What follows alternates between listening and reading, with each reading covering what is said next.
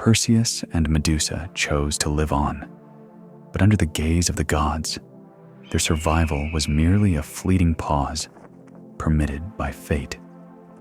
In the sanctuary deep within the forest, their lives evolve into a fragile and precious balance.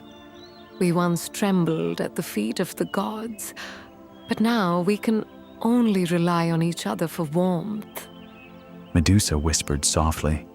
If my eyes are a curse, then I'd rather never see again, just to feel the true warmth.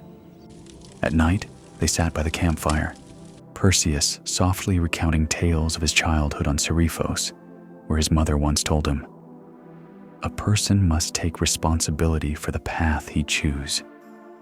Medusa murmured, recalling her days as a priestess of Athena, times once filled with sanctity and serenity, now the most distant landscapes of her dreams. Gradually, Perseus learned to read her emotions by the sound of her voice, her sighs, and even the slightest sway of her serpentine hair. Medusa's heart was like a barricaded door, hard on the outside, but full of cracks on the inside. She began to trust Perseus, but whenever he got too close, she flinched, as if afraid that her curse would consume even him. Perseus sensed her struggle, but he chose to fill the rift with patience.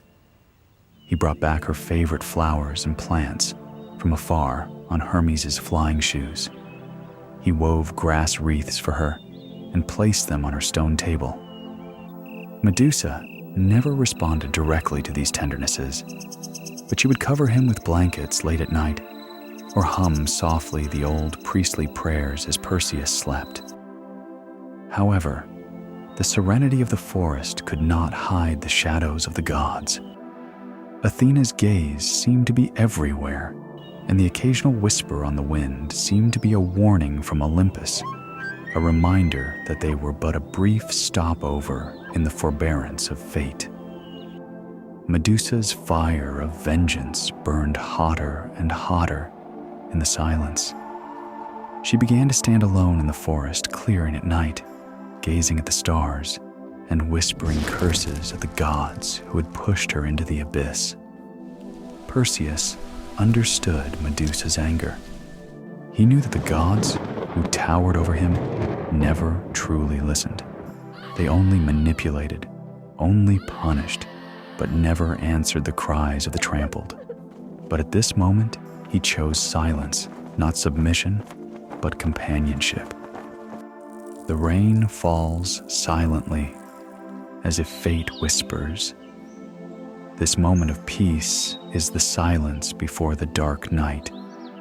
A storm was coming, but they stood together